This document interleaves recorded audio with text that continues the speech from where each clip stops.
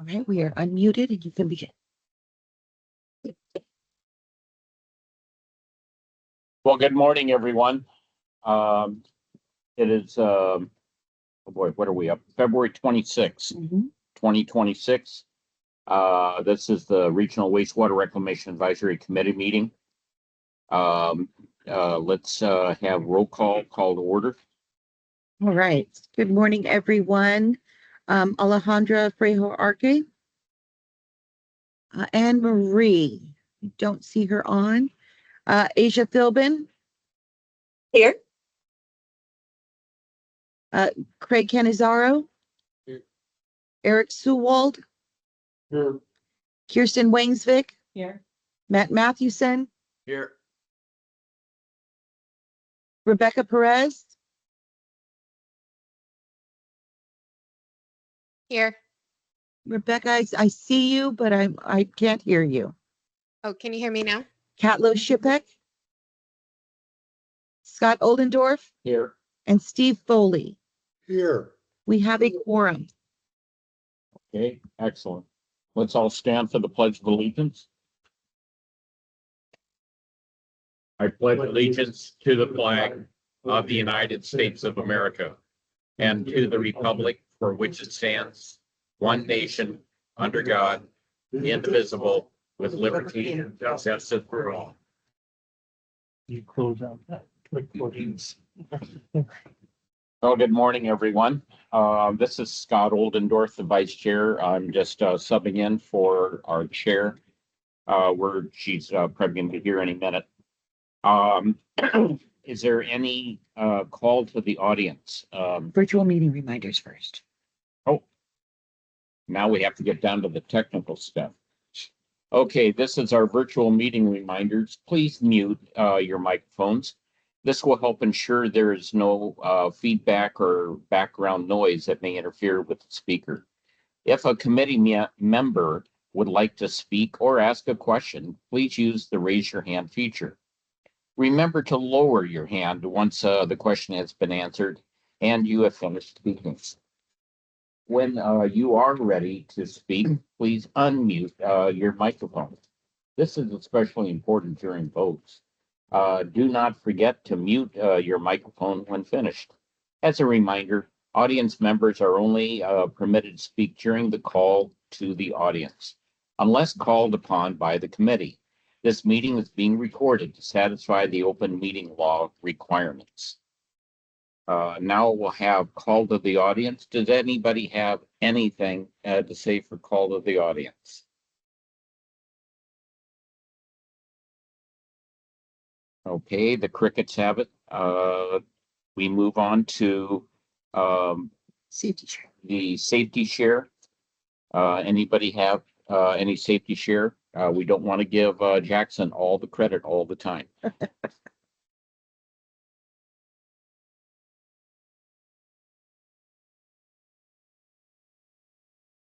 Just I'll just put in one safety share.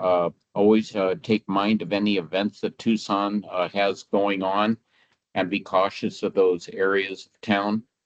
Right now we have the Tucson rodeo and the rodeo parade is going on right now, so just be careful. And also watch out for your construction on the highways with the various construction projects, especially on the south side.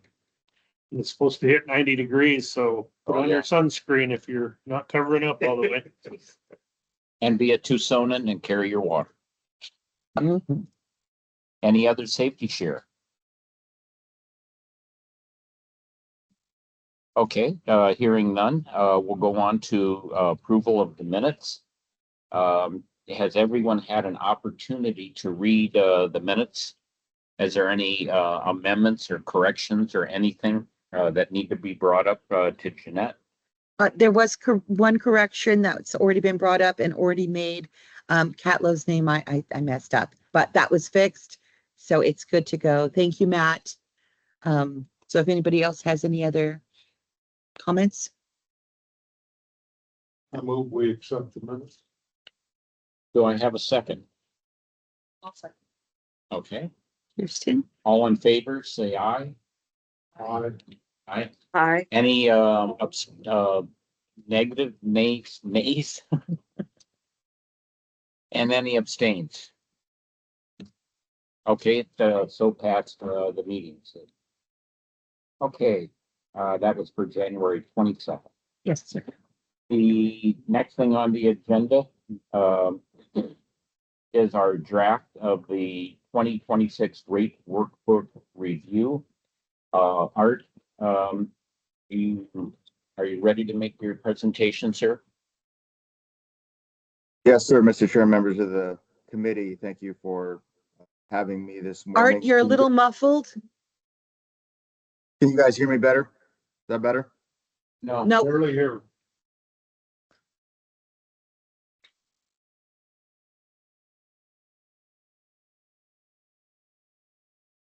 I don't know. I don't really know what's going on. Is that any better or no? we're turning up the Yeah, we're turning up the volume in here. Yeah, Hold we on, can Asia. hear Thank you. here. I Online, we can hear online, you. Okay. Asia can hear you online. Okay. Did you max it? Say something again. Art. Say something again. Okay, now we can hear you. There we go. You're good. Okay, very good. Thank you for having me this morning. Before I jump into the rate workbook, I would be remiss if I didn't express my appreciation and gratitude to the committee. I don't know if you all watched the board meeting. I believe it was the last meeting or the meeting before. The financial policy was adopted. The reserve policy was formally adopted by the Board of Supervisors by a 5-0 vote. There was some discussion around, and they had some questions around, not specific to wastewater, but just with the policies in general. And I really appreciate the committee's work and diligence in helping craft that policy and all the questions that the committee had in relation to that. I think it helped sharpen the policy, and we were glad to get that moved through the Board of Supervisors. So really appreciate that opportunity to work with you on that. Jeanette, did you want to share the rate workbook to the screen? I can do so. Give me just one moment. And Art, before you continue, I see that Asia has her hand up. Let's call on her while we're getting that pulled up. Oh, thank you, Asia, Jackson. do you have- I'm sorry. That was a mistake. I'm putting my hand down. Okay. She's enthusiastic. We knew it was. We just wanted to call you out for it. Art, it's all yours. Okay, so the committee is very well familiar and versed with this rate workbook. Before I get into the details, I will say that this is a draft at this point. We can obviously have conversations around the projections, the forecast, what's in the budget. But this is a draft based upon what wastewater, the department, and Jackson have submitted in their 26-27 budget request. So it does include the increase in the O&M, and it does increase the capital plan, which I did see a letter come from this group supporting the 5-year CIP that was put forth by Jackson and Jaime earlier this year. So it does incorporate those changes. So before we get to 26-27, I do want to just touch real quick on 25-26. If we scroll down, we can see that based on the revenues and the expenditures, we are projecting at this point. I think this is based upon the period. I have to believe this is based on the period 6 forecast. That we are projecting to hit that rating agency ratio of 1.39 for 26. So that's good news for us as we prepare to implement the capital improvement program later this year. Okay, Michelle said it's based on period 7 forecast. So that's even better. We have an additional month of data in there. And so we're projecting to hit 1.39 based upon the revenues that are coming in, and then Jackson doing a good job and his team of monitoring the expenditures.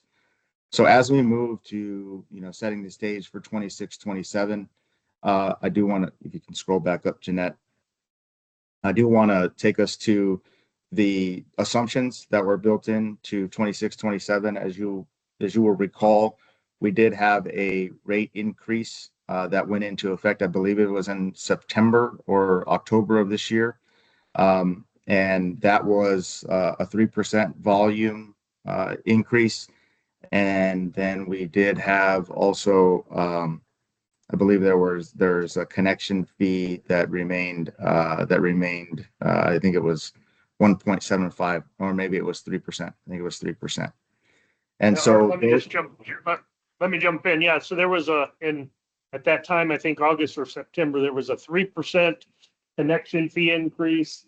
There was a 3% user fee increase, which is two parts, a volume part and a service fee or admin part. So both parts were increased 3% for a total impact of a 3% increase to the user fee.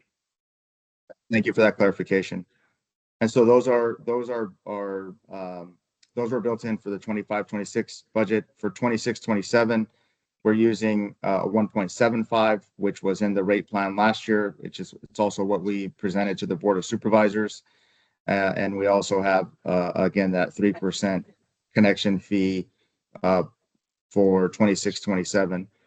Everything else remained as is. You will see that the O&M expenses is slightly increased over what our forecast was, is little over 3% at 3.8%. This is a combination. This represents a combination of the $3 million supplemental that Jackson had increased in his budget, in addition to $1.6 million of additional O&M from things that are largely out of Jackson's control with respect to ITD rates, admin overhead, fleet rates, and then the increase in his personnel due to the 1.4% increase that the county employees received in January. So that did come in a little bit higher, but those numbers are reflected in the O&M costs, which are seen below. If you want to scroll down, Hey, Art, I'm looking at this and I'm on the 25-26, and it's not showing the increase on the flat service charge of 3%. It's only showing a 1.00, and I'm certain we did the 3% increase on both components of the user fee. So, And then the connection fees. and the connection fee also on that one is not showing the 3%. So those two that are 2/3 of the way down that top section in that table, they should also be 1.03, just like the volume fee is. So I think both of those are missing the 3%. yeah, I think I know the answer, but rather than chime in, I think I'll let Michelle chime in there. Michelle? Hey, I just wanted to clarify, that is a mistake on my part, but it's just a reference. The data includes the increase, because the data is pulling from the forecast. It's just the reference here because the calculation. So although the number isn't showing in the top table, it is reflected in the line items. Okay. Thank you, Michelle. Scroll down, Art. Yeah, we can talk a little bit about the revenues. So the revenues do include the 1.75 that was referenced at the top of the table, as well as the 3% that Jackson just referenced. I also want to point out here there are increases in the revenues across a couple of the other fees that you're seeing here. The sanitation fees were increased. This is against the budget request that was submitted by the department. Okay, so what we had to do to ensure that we were meeting the debt service ratio of 1.3 is we had to make some assumptions or increase our assumptions and increase the revenues to accommodate really the O&M increases and then the capital increases that Jackson put forth. So we increased the sanitation fees by 50,000. We increased our connection fee revenue by $500,000. We kicked up interest, largely based upon the fact that we're still seeing better than expected returns on our dollars that are invested through LGIP. And then we increased our biogas by 500,000. So all told, that's about a $2.5 million increase over and above the percentages, that the assumptions that are built into the volume fee and the connection fees. Again, that was done to help the rating agency ratio. As you can see there, we're just over at 1.31. Again, that's largely driven by increases in the O&M expenses, as well as the significant increase in the capital. So also want to point out here the debt service is continuing to increase, or moderate increase, I would guess, in line with what it has historically been. The O&M increase there from about 110.4 million to 114 million. As I mentioned before, or at the top, that is inclusive of the $3 million supplemental that Jackson did put forth in his budget request that was approved by county admin, and then another 1.6 million for fleet rates, ITD rates, admin overhead rates, other internal service rates, and then the plus up for the increase in our salaries and wages in January at 1.4%. So you take that all together, and where are we projecting our rating agency ratio for 26-27? It's slightly over at 1.31, which is still it's a good number, but it doesn't leave much room for or margin for error, I guess, so to speak. And so we'll need to monitor both the revenues and the expenditures as we move through the fiscal year, assuming that this plan gets approved or gets approved as is and without modification, moving forward into FY 26-27. I do want to take us back up to the top, because I think it's important to note that we had to change our assumptions based upon the capital plan, based on largely the capital plan that was put forth. You will see highlighted in orange there, we are projecting that we are going to need an increase in the volume user fee. If I can take you back to what we had approved by the Board of Supervisors, that was a 1.75 increase from 26 through 30. What Michelle has highlighted there is the need to move to 3% in that particular fee for 27, 28, and 28, 29, and then staying static in 29, 30. Again, this is one scenario that we ran based upon Jackson's submittal, but this is by no means set in stone, and I expect a fairly robust conversation around this.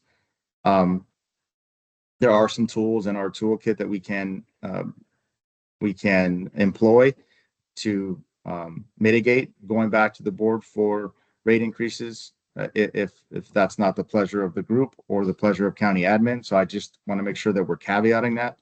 This is a draft. It is in no way final. It is no way set in stone. And we do have the opportunity to mock up different scenarios, as the group well knows from our prior experience. So moving out into 27, 28, 28, 29, we are recommending at this point an increase in that volume fee from 1.75 to 3%, largely driven by the capital program. Everything else remains flat to what we have originally forecasted and what is in the 5-year financial plan right now. So you'll see O&M expenses are at that 3% in total on a year-over-year basis.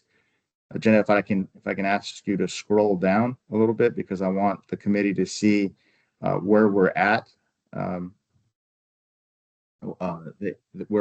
with respect to the forecasted rating agency ratio, you'll see in 27, 28, we are just at that 1.3 ratio. And again, that's with the increase in the volume fee from 1.75 to 3%. And then in 28, 29, we are, I think that number is 1.37. So giving us a little bit of room in 28, 29. And then if you can scroll to the right, Jeanette, please. Just a second.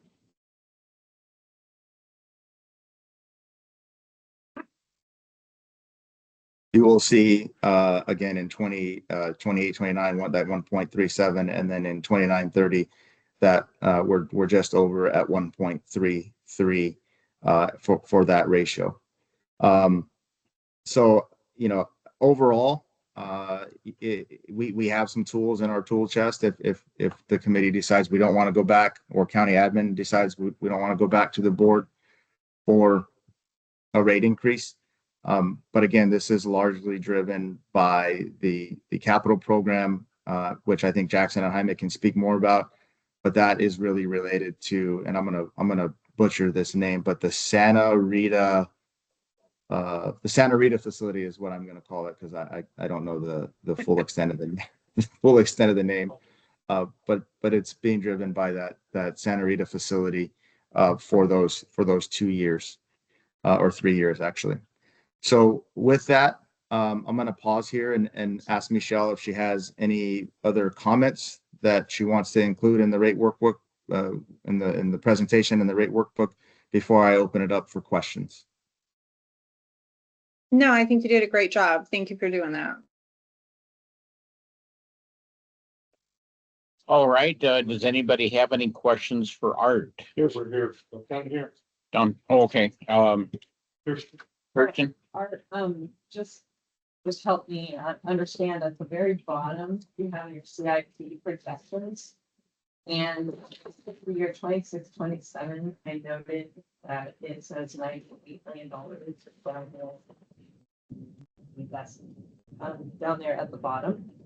And I'm noting that when Jaime gave his presentation at our last meeting, that number was $109 million. All the other numbers in his forecast track for the following years, the 128 million, the 134 is pretty close to what he had, and then the 89. So I'm just curious about that difference on that year, because that would seem significant. Are you talking about when comparing the Jaime's CIP presentation last month at the very bottom? I don't know how to say this today. The CIP. The 5-year plan There we go. that Jaime presented, Right. he has at the very bottom, kind of the totals for the particular fiscal years. And he has $109 roughly million for that particular fiscal year. But his other numbers seem to align with the forecast. I'm just Sorry. wondering about that difference. Yeah, Because so- it seemed like we need to make sure we got the right number there. Yeah, I can answer that a little bit. So in talking with Jackson and Jaime about the rating agency ratio for 26, 27, we asked them to take a haircut for 26, 27 on their CIP by about $11 million, so that we could get to that rating agency ratio of 1.31. And so I believe that represents the changes and what you might see. And Jackson, and I don't know if Jaime is there in the room or if he's online, but I think you spread those CIP costs out into the out years. It's not necessarily a haircut in the true sense. It's just moving some expenditures from our 26, 27 requests out into the out years, maybe in 29, 30 or 30, 31. But I can allow Jackson and Jaime to elaborate on that a little bit more. Yeah, Jaime, where did it exactly get moved to? That shifted to the tail end of the year 6, year 5 and year 6. Okay, so They then, went up by 11, and that year 26, 27 dropped by about 11 million, and it got moved out to year 5 and 6. So the total amounts are the same, they're just shifted. I get you in theory. So then, the, what do you call this, a 10-year plan? Fi- 5-year plan? 5 year CIP plan. So there's an update to this then that we could have? Yes. Okay, I don't know, it'd be good for us to have. Yeah, this was just a recent action, and so Okay, we haven't okay, so just shared mention that. a new one. Okay, Matt, you had a question? Okay. Version of that, so we're all referencing the right Yep. documents. Yes, thank you, Scott. Morning, Art. Thanks a lot for that presentation. Just a few questions about some of the numbers in the bottom part of the chart. And I'll start well, first, your comments about some perhaps having concerns with this scenario where the rates go up again. Certainly fits me. And that's kind of the concerns that I'm going to focus on here. And in the total revenues line, the numbers are increasing kind of gradually, except for the change from 27-28 to 28-29. There's a pretty big jump there from 202 million to 209 million. And that then, of course, lines up with the second year of the 3% added increases. So, that suggests to me that maybe we could look at a lower increase amount for that year and not have quite that much revenue available, especially since it puts us up at a 1.37 as the budgeted number, which, as you observed, is quite a bit higher than the other years. So that's one thing I wanted to mention.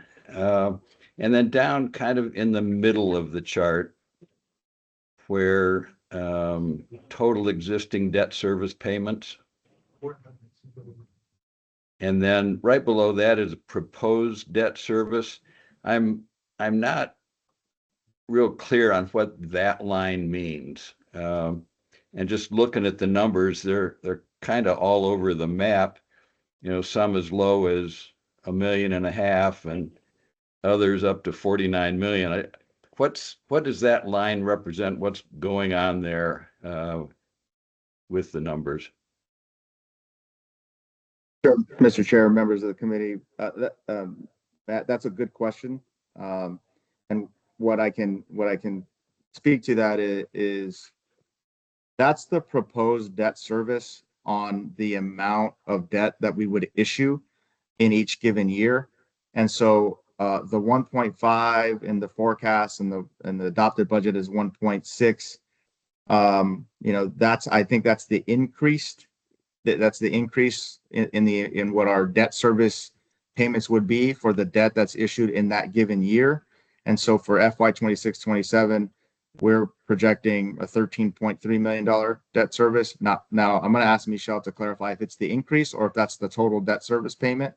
But the reason that it's going up in 28, 29, and 30 is largely due to, those are going to be the three heaviest years in which wastewater is going to be building the Santa Rita facility.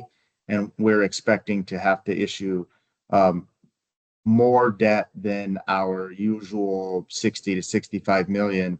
And so we're planning for the increase in that debt service at that 15-year amortization, which is why you see those numbers increase in the manner that they do.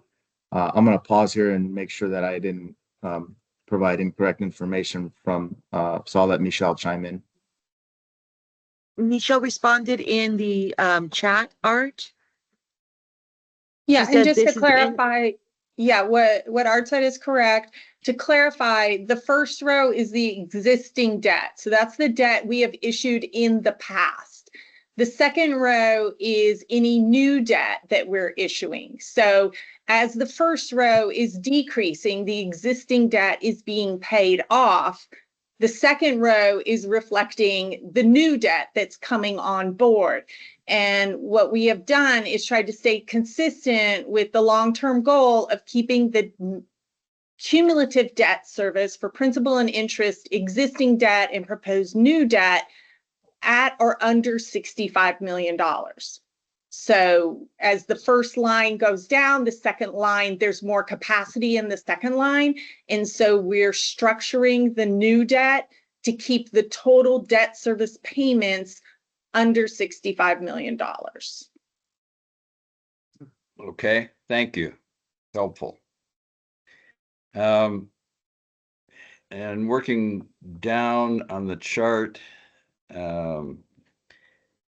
just kind of consistent with my observation about increased revenue in 28-29, the debt service ratio is high, as we noted. And I'm of a belief that we ought to be targeting that 1.3 as we have in most years in the plan, and would be interested in seeing what the result would be as far as rate increase if we brought that ratio down by at least a half, by at least 0.05 there. You look back at 24-25 and what's forecasted for this year, 25-26, we typically end up well above our budgeted agency ratio numbers. And, I would guess, based on history, that in 26-27, 27-28, although we're budgeting 1.30 and 1.31, we're, based on our track record, probably going to end up with rating agency ratios quite a bit higher. And then if we stick with the 1.37 and that historical pattern continues, we're going to bust through the 1.4 level. And I would just find that level of ratio to be much higher than we need. So again, as we talk through scenarios and options, just observation I'd like to note. The last point is kind of consistent with the same point that I made there. In the bottom line, the ending unrestricted cash balances for 28-29, 29-30, well over the 50 million target that we have. And so I would think that, again, that's an indication that there may be some room for drawing back somewhat somewhere on our rate increase numbers to so we don't have quite as much surplus after all is said and done. So having said that, I'm going to be interested in hear what tools you also have in the toolbox there are to deal with some of these issues, to see what kind of options we might have.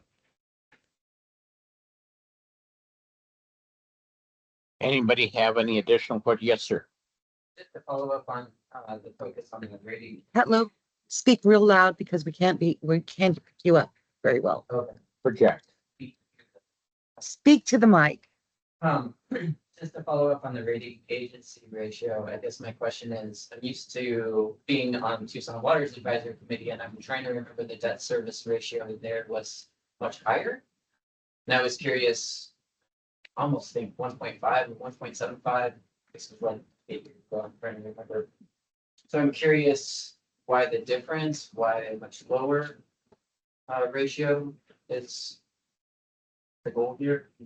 So the language that's in the debt itself says we have to maintain a 1.2.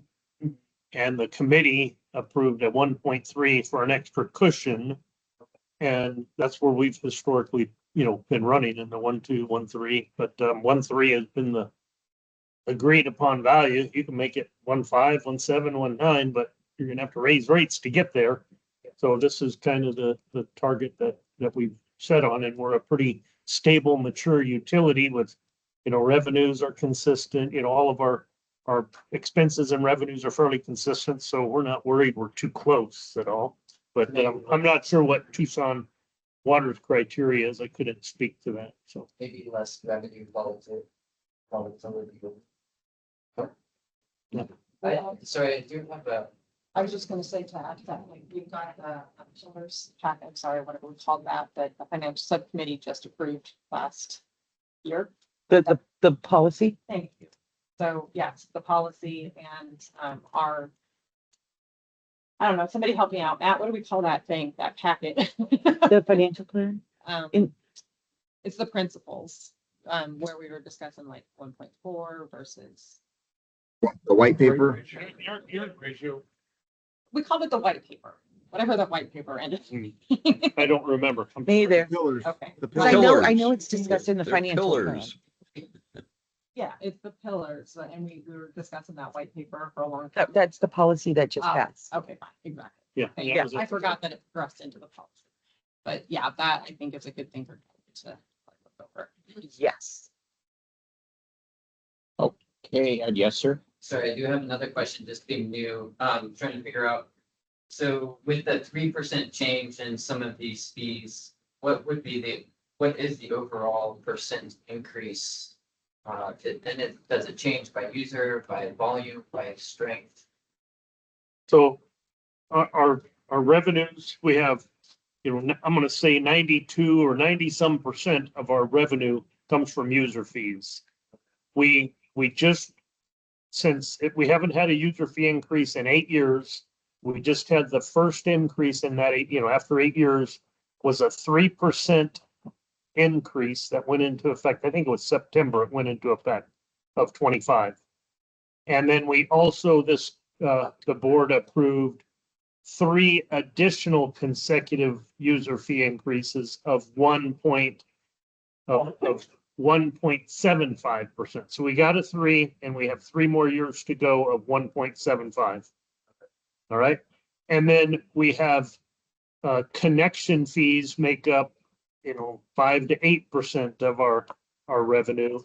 They had a 3% increase. Again, hasn't had an increase in 8 years. And the first one was 3%. And then the following 3 years on that one is 3%.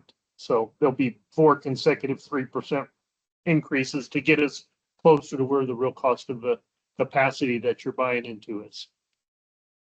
But I was thinking between the flat service charge and the volume fee. Okay, so in the user fee, it's a formula and there's a flat component. Right now it was $13 and then a volume part, which was like, don't quote me on this, I always forget it, $3.65 per CCF, 100 cubic feet.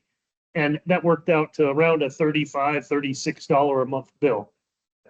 Both components, the fixed fee of $13 went up 3% to $13.39, and the volume fee went up 3% to whatever that multiplier is times the CCF. So the net impact of the user fee was a total 3%, but it was 2 components. The fixed fee is about 1/3 of the bill, and the volume fee is about 2/3 of the bill, and they both went up 3%. So it's not added. No, it's not added. It's a 3% total because each component was changed 3%. And one of them is about 1/3 of the bill. The other is about 2/3 of the bill. All right, does anybody have any additional questions for Art? Kirsten and then Eric. Oh, geez, I don't even see you down there. Get the hand up in the air. And just briefly, I think there was a white paper that went with the board policy, if you remember, Jeanette. So I think both of those 2 things. Okay. My question, Art, was, just because it didn't come up here, and I don't know what's reflected specifically. Just help me out, one way or another. When we were talking on the finance subcommittee, one of the things that was sort of floated was, oh, hey, you know, with the debt, picking out this much debt, maybe we would pay down more principal early years, and, you know, not as much, or I'm sorry, more interest in the early years and less principal. Are any assumptions in here that are not otherwise obvious, that you have made? And what would be the effect of such assumptions? Mr. Chair, members of the committee, that's a good question, Kirsten. Our assumptions on the debt service payments in terms of the structure and the amortization remain unchanged from how the county has historically issued and repaid the debt. So it is a short 15-year amortization on all future debt issuances, and then I think it's structured. Michelle can speak a little closer to this, but it's structured with principal and interest payments beginning in either the fiscal year or the immediate fiscal year after the debt is issued. And so we did not make any assumption changes with respect to the amortization period or the structure in terms of principal or interest only payments in the first 3 years or 5 years, and that we're ramping up principal payments in the out years. That is certainly, you know, I mentioned it earlier as far as tools in the tool chest, and Matt alluded to what those might be. That is certainly one of them. I do not know what our administration is, our administrators' outlook or view is. I'm sorry, I'm hearing some. Yeah, I just wanted, so it sounds like what you've assumed here is what is typically already assumed, and you're looking at rate increase in lieu of other such things at the moment, because that's more typical. Thank you. That's Michelle, correct. Michelle has her hand up.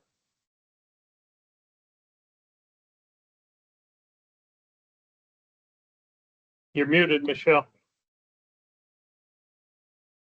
Thank you. I just wanted to confirm what Art was saying, which is, you know, the focus is on keeping the combined debt service under 65 million. And so as I layered in each new tranche of debt, and as we discussed, you know, the tranche next year initially in the 5-year plan was to be 55 million. Now it's 75 million. Obviously, the immediate impact of that is I have a higher interest payment next year.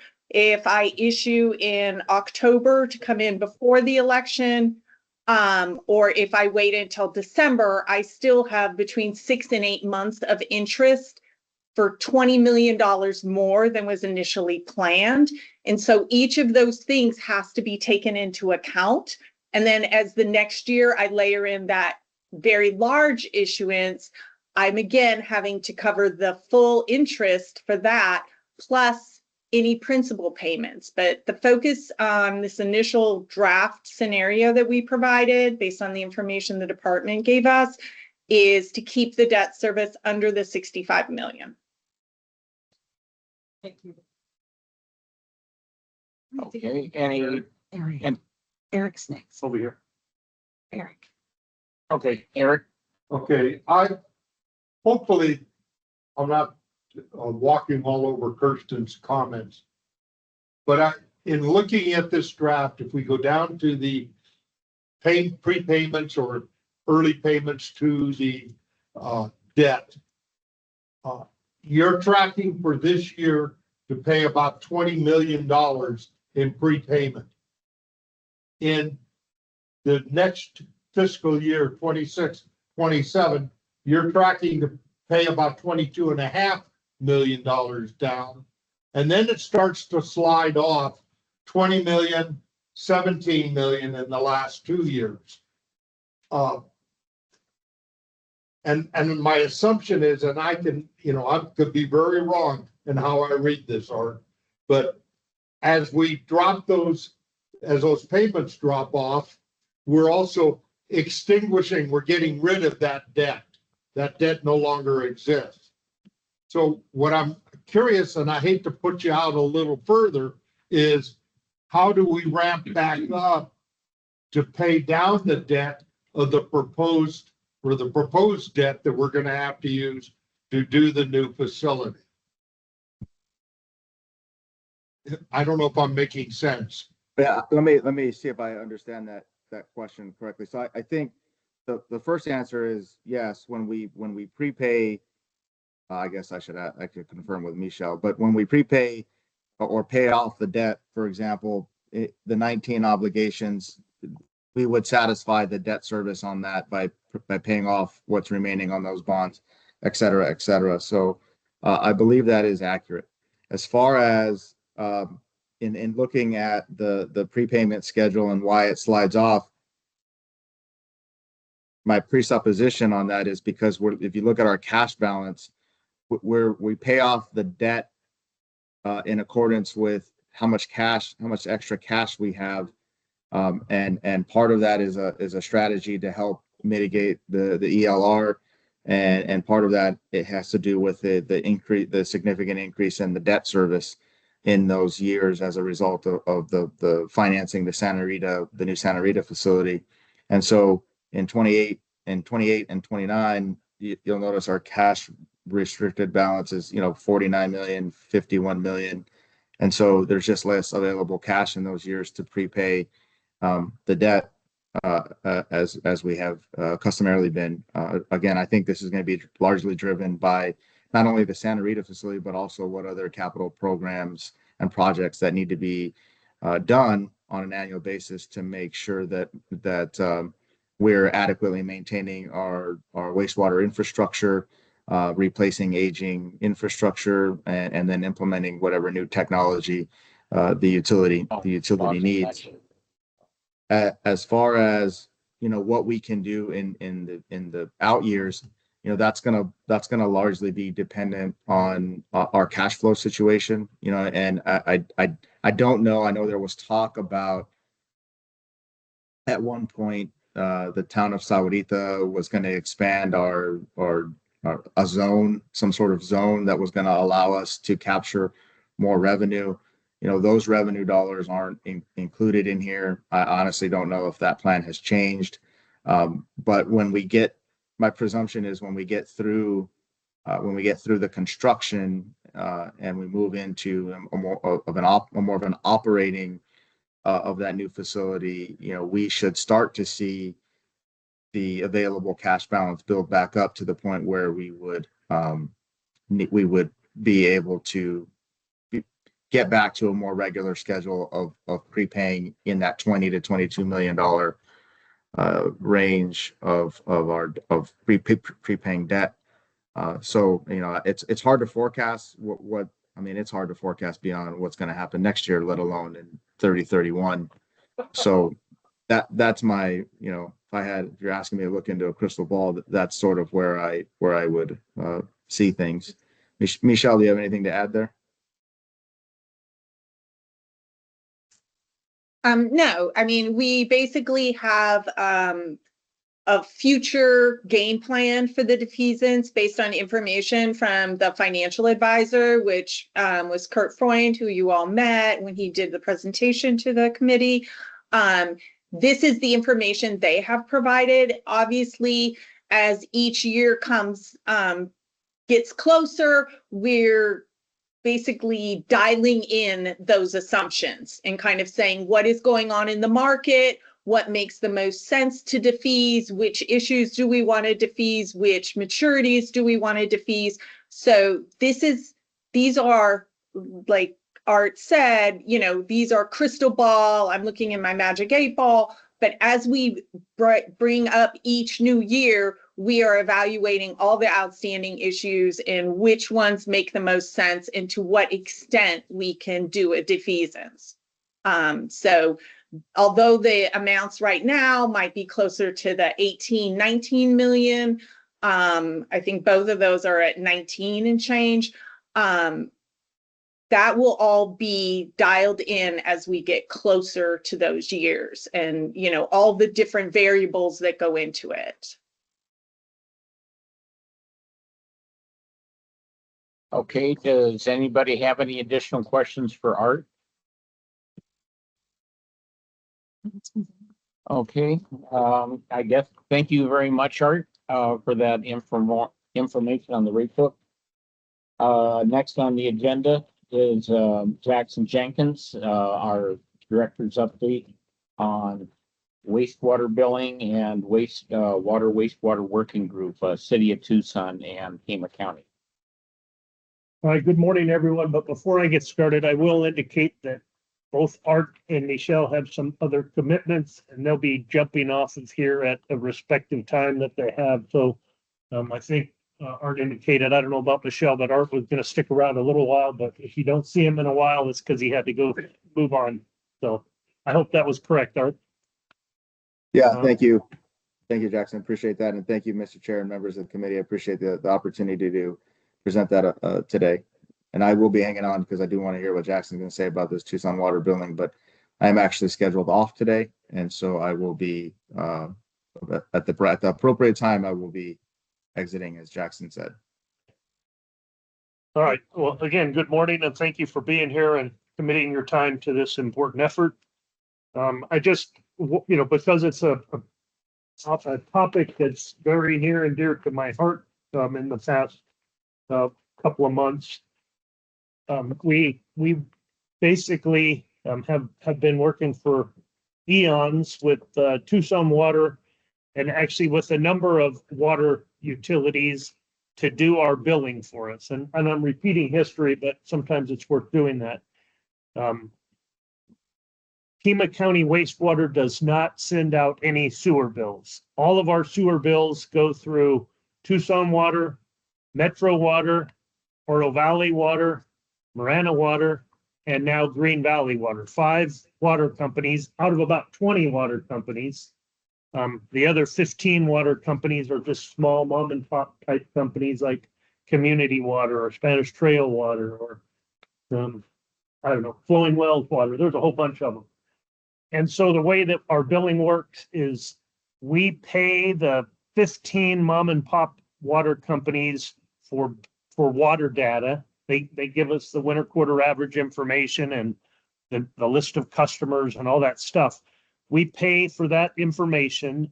And then in Art's group in finance, that's where our customer service group is. They manage the water or the wastewater and water billing information and work with those 5 water companies that do our billing. So Tucson Water's water customers are, most all of them are also our wastewater customers. So Tucson Water would send them a water bill, and on that water bill would be our wastewater component, and we pay them for that service. We do the same with Metro and Oro Valley and all those others. The other 15 water companies that we buy data from, the customer service group in finance packages it all up into like a spreadsheet, and they send that package of information to Tucson Water, who also bills for those customers. There's about 30,000 of those customers. So Tucson Water bills our mutual joint same customers and about 30,000 additional customers that are not their customers. They're Flowing Wells Water or Community Water or some other water company. And that's how our billing gets done. And we have contracts with all 5 water companies that do that billing, and I'm just making that point. So if you're a Flowing Wells Water customer, you're going to get a Flowing Wells water bill and a Tucson Water sewer bill on our behalf. So that's what they're going to see because they don't get anything directly from Pima County. Well, and in these arrangements, the biggest one obviously is Tucson Water. We just recently, on the end of December 25, so December 31st or whatever the exact date was of 2025, the current contract expired. And a couple weeks before that, Tucson Water notified us that they were going to increase the rate at which we were to bill. And the rate that we've been paying, they were going to request 127% increase. And so we said, wait a second, that's a lot of money. We pay, for all the water billing, we pay close to $5 million. And Tucson Waters was going to go up, the lion's share of it because they have over 85% of the customers. That was going to be a big impact to our budget. So we had some conversation with them. They went back and they found an error in part of that calculation. And so instead of 127%, it was going to be 86%, which is still a huge increase. So we've been, since that time, we're still just continuing business as usual. We do not have a new or renewed contract because we're in discussions with Tucson Water about the appropriate methodology and all that stuff. So it's a very important and money sensitive conversation. So I just thought this committee should know that that's going on, and we hope to get it resolved. But on top of that, coincidentally and unrelated to that bill and that contractual relationship and that bill, we also there's a number of other, the county does business with all kind of other entities, and we have a lot of business with the city of Tucson.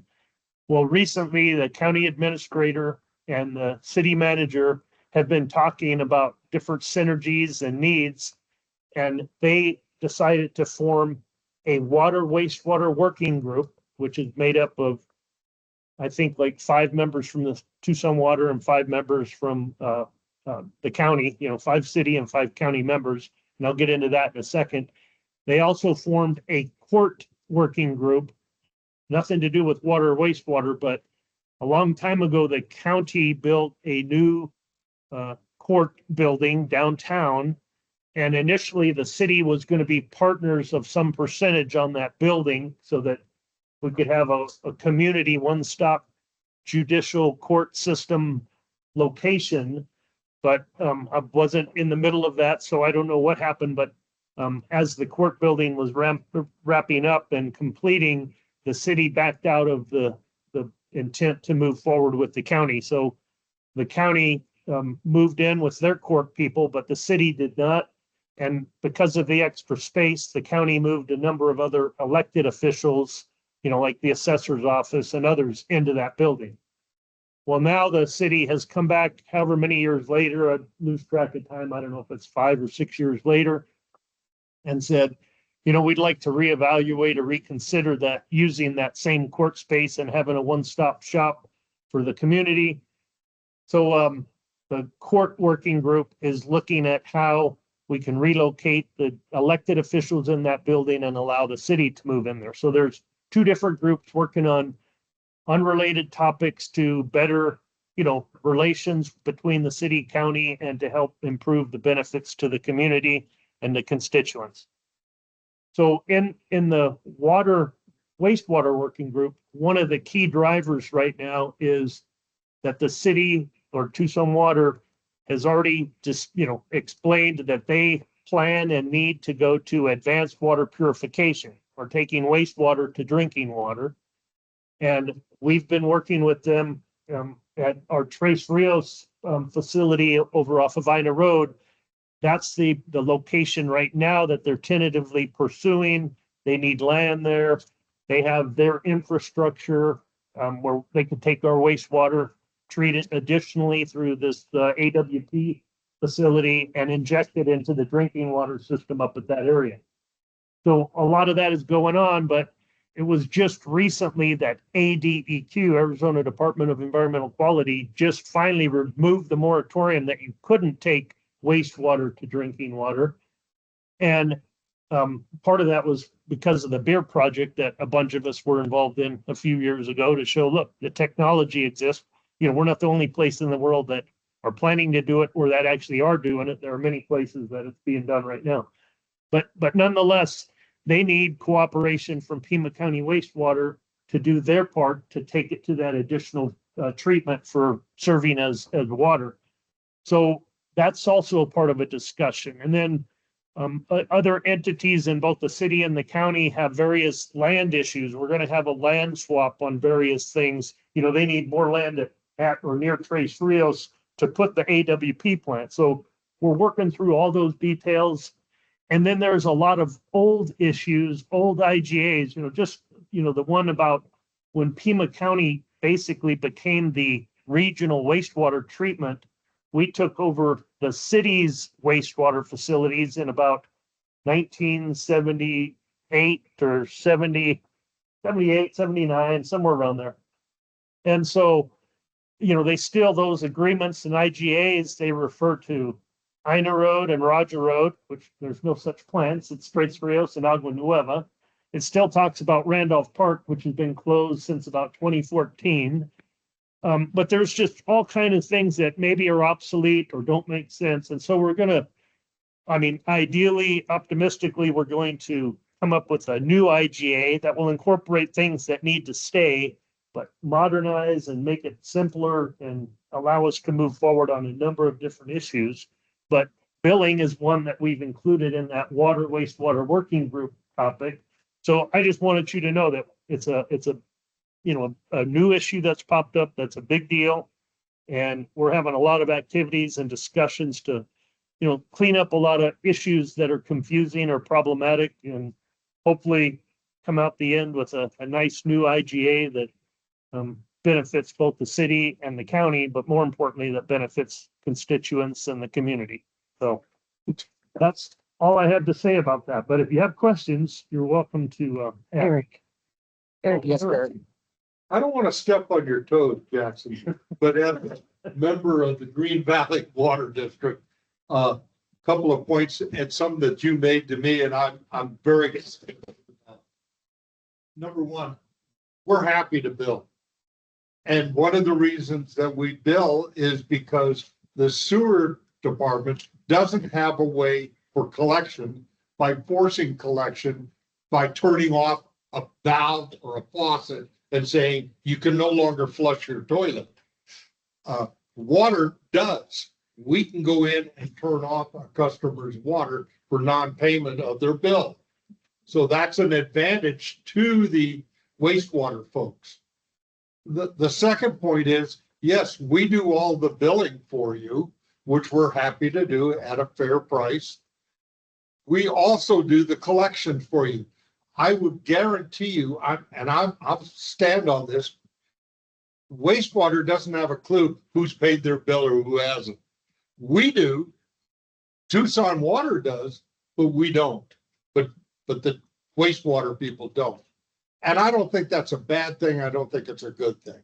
I just think it's kind of funny how it trickles down. Tucson Water or Green Valley or Marana or Aurora Valley, all of us become the enforcers that the bill gets paid. By the way, for those that may not be aware, the months of December, January, and February, all the water districts monitor how much water you use. That amount of water that you use during that period of time is exactly what is sent to the wastewater folks, and they take that and judge how much your sewer bill should be. It's called the winter quarter average. Winter quarter average. And a lot of people, because it's the winter, we don't water our vegetation and all, so those drop a lot. And the fluctuation can be in the summertime when everybody's watering. Yeah, and the reason for winter quarter average method is probably the primary one across the country. Right. But there's other methods, but that one, because in the winter, it's assumed that the least amount of water that's used for non-sewer related activities, less watering, irrigation in the wintertime, less evaporation, that type of thing. Yep. So it's more likely to be a closer reflection. It's never going to be exact, but it's closer. I've never disagreed with it. And the reason I haven't disagreed with it is I've gotten into the habit of decreasing my water usage. And those times, yeah. And so my bill shows that my flow should be 600 cubic feet, and I'm getting billed on 3. But that's just to give you a little background. We become the enforcers of the bill payment, and we've taken on that responsibility. Yep. And just for some information also, since you brought that up, Eric, thank you for that. But the town of Sarita has more recently, a few years ago, they went to billing for themselves. They used to have the water company bill for them, but there was some issues, contractual and agreement issues. And so they started doing their own billing, and they actually adopted an ordinance that allowed them, or a rule that allowed them to shut off the sewer. And they've gone so far as to, I think that the word got around and they have a fairly good collection. I don't know exactly what the percentage is, but they would actually go and mark, on the sidewalk where they were going to dig up and put a valve in. And they then would put a notice on the house that, we'll be here. Of course, they'd try and call and resolve it in the normal administrative ways, but when they still didn't get relief, they would go and put a notice on the house that says you will be evicted on this day because you will not have sewer service. And so you can't live here. It's unsafe, unsanitary for you to live there. And they said that really got people's attention. And so again, there's more than one way to skin a cat. And, we're hopeful that us and Tucson Water come to some agreement, an appropriate agreement on that program and service and mutual partnership. But we are embarking on an effort to study billing on our own. And there are, besides winter quarter average, there are other methodologies. We don't even need water data. You could do it on the square footage of a property or a house that's in the assessor's role, of information. There's all kind of different ways that are done across the country. And so we're going to be taking a look and doing an evaluation of what options and what makes the most sense for us if we do not continue with Tucson Water. So just FYI for the group. All right. Okay. Any other additional questions for Jackson?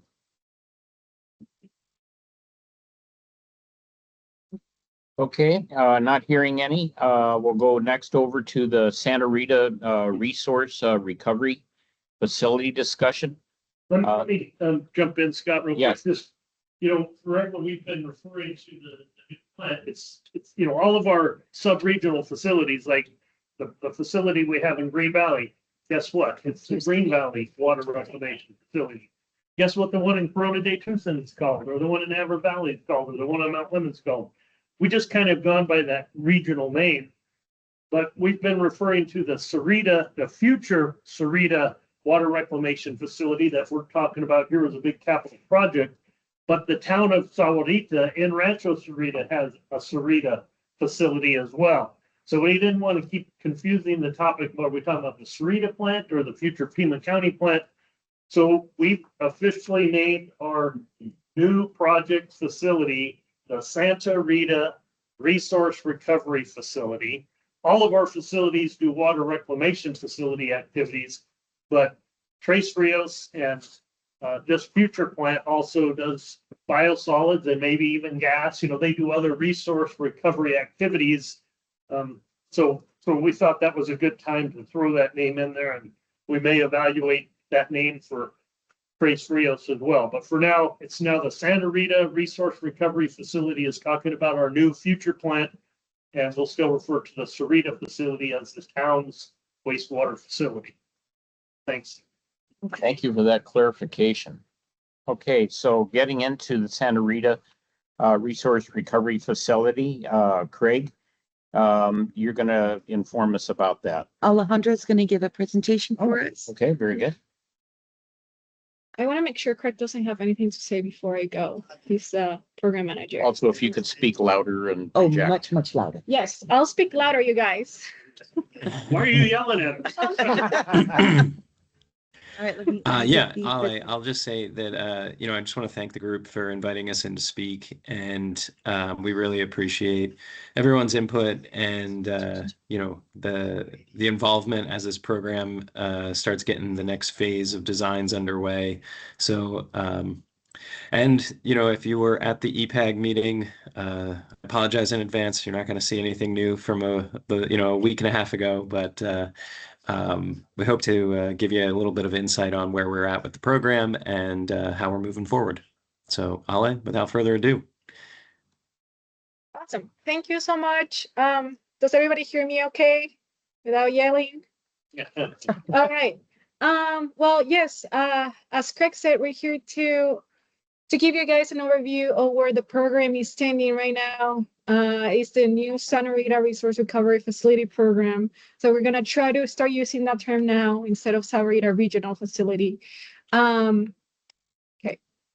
So a quick agenda here on, It's just taking a second. That go? Okay, do it. okay. Let's just do this. then. Okay, sounds good. A quick agenda here. We're gonna give a quick program overview. Then we're gonna talk a little bit about the interceptor and the wastewater treatment plant projects.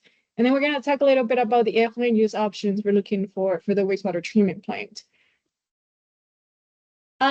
So the Senator Resource Recovery Facility is a CIP initiative that's gonna be supporting long-term wastewater infrastructure. The program is divided into main 3 projects. The first one is the development of the new wastewater treatment facility. The second one is the interceptor that's going to be connecting the existing Green Valley facility to the new regional facility. And the third one is basically just closing out with the existing Green Valley facility, decommissioning it.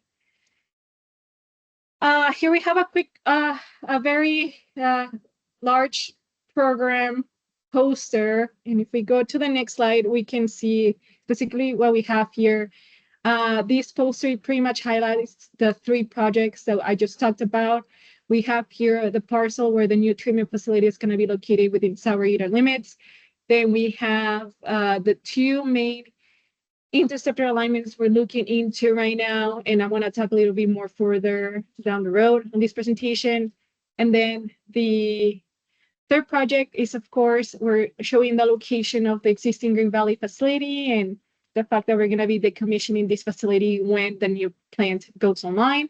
And then this one is just a bonus here, but it's still to be determined. And we still have conversations with town of Sahuarita on possibly or potentially transferring the flows from the facility to the new one. There are multiple decisions in progress right now. And the first one, and the one we're currently tackling the most, is construction and operational access to the plant. Right now, we're currently memorializing where the access for this plant is going to be. So there's a lot of work with stakeholders right now to determine that. The second is, of course, the technology selection for the new wastewater treatment plant.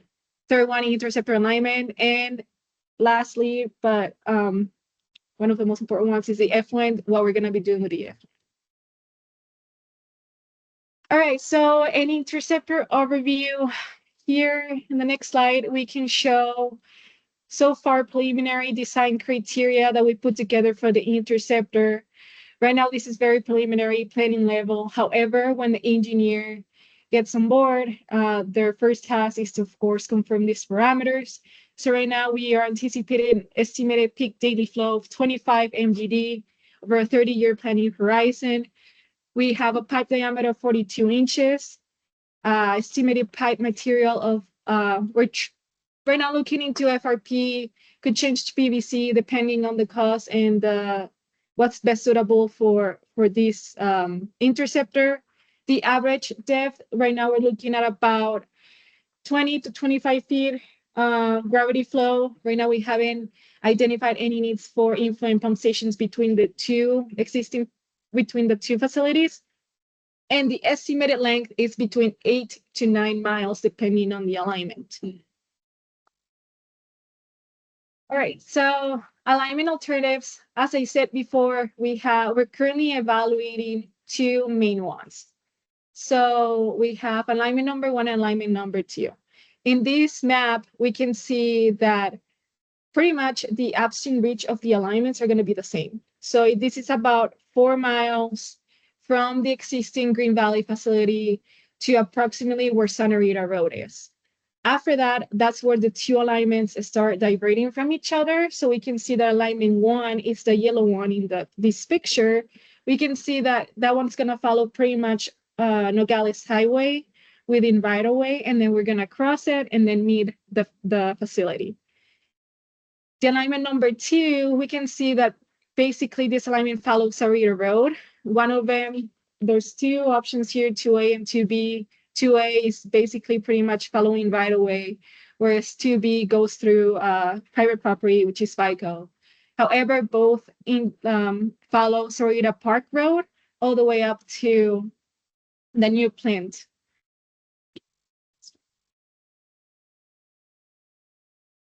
All right, so now we're gonna jump into the treatment overview here. So we're looking into several key considerations for this plant. So right now we're evaluating the design and construction of the new facility to be about 8 MGD. However, initial flows expected at the time, by the time this plant goes in operation is about 3 to 4 MGD. So we need to be very strategic and we need to make sure that we keep expansion easy moving forward. So another key consideration is that the design and the construction of this program, like program projects, need to be within the CIP budget and schedule that the county has allocated for it. The other key consideration is that we want to make sure that this plan is operations friendly and that we include some technology innovation. What we mean by that is that we want to make sure that we consider technologies that support reliable and good performance of a facility. We're also looking into energy efficiency considerations, meaning that we want to make sure that we include energy savings measures and we try to reduce greenhouse gas emissions across all the treatment processes within the plant. Lastly, we want to make sure that this facility is water resources sustainable. And what we mean by that is we want to make sure that we produce good quality in our effluent. So it could allow for enhanced water reuse or other recharge opportunities depending on what we decide to do with the effluent. Or we could just plumb it right to Green Valley water. All right, so influent flows assumptions. Here we have just a quick table summarizing that our phase one, which is going to be the one we're currently designing and constructing the new facility for, is about 8 MGD. You guys can see that we have multiple phases for potential future expansion. You guys can see that phase 4, that would be pretty much build out when it comes to considering domestic water, wastewater only. And the column that says build out, that would be just something that in case commercial flows come into our plant, if that happens ever. So we just wanted to make sure we included that in there. So now I wanted to give you a quick also process flow overview of what we're looking so far for this plant. So wastewater treatment plants have typically 4 to 5 main treatment trains, and we have preliminary treatment, primary treatment, secondary treatment, tertiary treatment / disinfection. That's for wastewater, and we also have a treatment train for solids. So we can see that for preliminary treatment, we have included, of course, core screening, inflame pump station grade mobile inflame screening for this plant. We have a potential for including primary treatment, which in this case would be filtration. And what primary treatment does is basically just removing solids through filtration or sedimentation. Then from primary treatment, we go into secondary treatment. And what we do in secondary treatment is basically we use biological processes that include bacteria that clean wastewater. That's basically secondary treatment. And within secondary treatment, there's many options, many ways that we can accomplish this. And after secondary treatment, you have tertiary filtration, and that's going to be dependent on whatever we decide for secondary treatment. Then we have disinfection and, of course, effluent discharge. So, like I was saying, for secondary treatment, that's we use bacteria to clean wastewater, right? So we have identified 3 different biological processes that can do this. And these are the technologies that we're currently evaluating for this facility. And we have membrane bioreactor, MBR, we have membrane aerobic biofilm reactor, MABR, and aerobic granular sludge, AGS. So just a quick difference. I know this is very technical. I'm going to try to get in the weeds, but like MABR is pretty much using membranes to filter wastewater to create a clean effluent.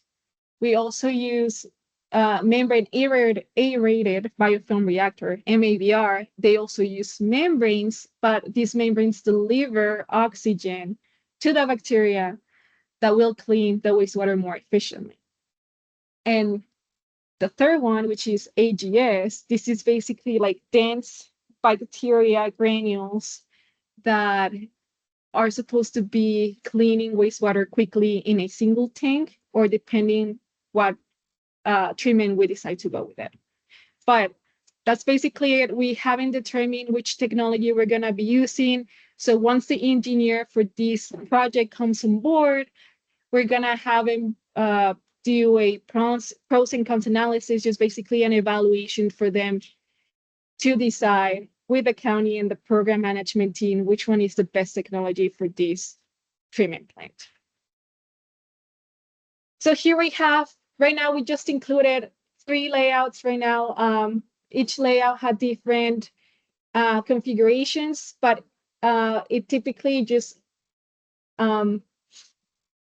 it includes the secondary treatment technologies we're evaluating. And the purpose of these maps is just to show spatially what that we can actually fit all the treatment processes we're looking into for this new facility within the existing parcel.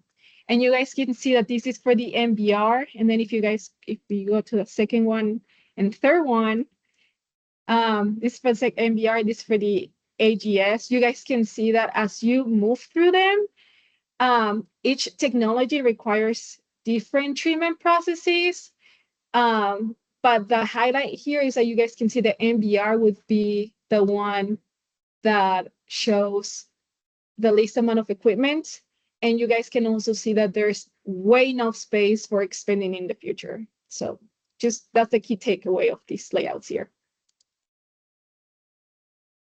All right, so the effluent. So what is effluent? As I was talking to you guys, we have several treatment trains within the wastewater treatment plant. And you guys can see that the effluent comes in as a very dark, full of solids type of water. And then as you go through all the different treatment processes, you get a very clear, clean effluent compared to what you receive at the beginning. That just looks like a bunch of picture of different beers. I agree. Dark to water, you guys. Next slide. So right now we are currently evaluating the options we have for the effluent of this facility. We haven't made a decision so far on that. However, there's multiple options that we have. We have research and storage. And for that, we can do construction research facilities or natural stream research. Our natural stream would be pretty much Santa Cruz River because it's closest to a parcel. We also have groundwater offset supply options. We have potential private buyers that are interested in this effluent. We could also have several community and seasonal uses for this effluent, or we can simply do a hybrid approach. Right now, the county and Kinley Horn are working on putting a effluent use options report, and ultimately the decision is going to be made by the Board of Supervisors. So you guys can see that effluent as a resource is very important in our community. You guys can see that it brings so many benefits. It could be like used for ecological restoration, it could provide social benefits. It could do reliable water supply. There's just many benefits that we have and options we have for these effluents. Lastly, I want to highlight all the stakeholders that are part of this program. This is a map that we have put together that outlines pretty much all the stakeholders we communicated to. These are just few of them. There's many that we're still coordinating with, like utilities. We didn't include many utilities here, but you guys can see that there's so many stakeholders in this program, and we, at least Pima County, the program management team has made contact with all of them at least once, and we're still working with them monthly. For example, with Town of Sarita and the Arizona Center for Nature Conservation, we meet every month since there are so many coordination items we need to do for this program. We talked to Osarco, FMI. We're keeping all the utilities updated on our progress every other month or as needed. So just wanted to give you an overview of this program is massive, and we're trying to be good partners for everybody and make sure that everybody is updated with what's happening. All right, so lastly, we have a timeline and next steps here. We can see that the PM RFQs for this program were released in February. They were released like a few weeks ago. So we're hoping to receive submissions from the RFQ request in March 3rd, which is next Tuesday. We're excited to see that. And then we're hoping to release the 2 engineers and the 2 CMARs RFQs in March, all of them at the same time, hopefully sometime next month. And we're anticipating to begin design at the end of this year, with construction anticipated to start in 2028. Finally, we're hoping to have the new treatment facility starting operations in early 2031. And of course, the decommissioning of the existing Green Valley facility on the same year. And hopefully that gives you a good idea of how long the program is, but that's it. Do you guys have any questions? Anybody have any questions for Alejandra? I'm gonna add some more information in there, and so we'll still leave room for questions, but first I just, because various information goes around, first and foremost, I just want to remind, this committee plays an important role for the Board of Supervisors in this utility, in this department. But please remember everybody's personal/private role, the different entities you're associated with. Be careful on conflict of interest. Jaime and his team and Kimley Horn, we've been talking and having meetings with procurement, and there's a lot of sensitivities about various information that goes back and forth, and we don't want anybody that may be involved with a Sarita project in one way, shape, or form in the different capacities of work. Don't get yourself disqualified, by conflict of interest. So be careful in what you're pursuing in these discussions. We're going to try and be reasonably vanilla, as detailed as we can, but vanilla, because we can't give anybody an advantage over another when you go through these type of competitive selection processes for the various professional services we'll get to build these plants. So I just want to remind you of that. But secondly, I don't ever profess to stand up here and say I have all the answers or I'm always right. My wife tells me I'm seldom right, but I won't get into that conversation. But we have a Sarita facility, a Green Valley facility that was built in the early 2000s. It's, at least 25 years old or around 25 years old at this time. It's the treatment facility at Green Valley, really, it was designed and rated as a 2.0 milligram or million gallon per day facility. The other 2.1 million gallons per day of capacity are through a lagoon system that's on site. It's not really a high level advanced treatment. It's a lagoon system. And so in recent times, we've done some things and we've somewhat re-rated our Green Valley facility from 2.0 million gallons a day to 2.8 million gallons per day. Hydraulically, it can handle that.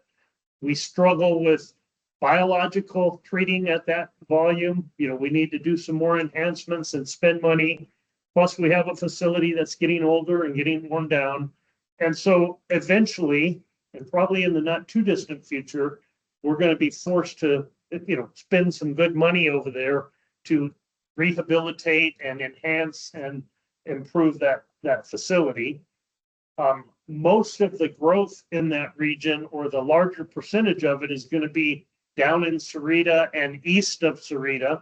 And so if we were not to do this Santa Rita Resource Recovery Facility, we would definitely have to, besides upgrading and rehabilitating Green Valley and expanding it, because it's somewhere in the 2 to 2.8 capacity, we would have to put in a large pump station down there to pump up to the Green Valley facility.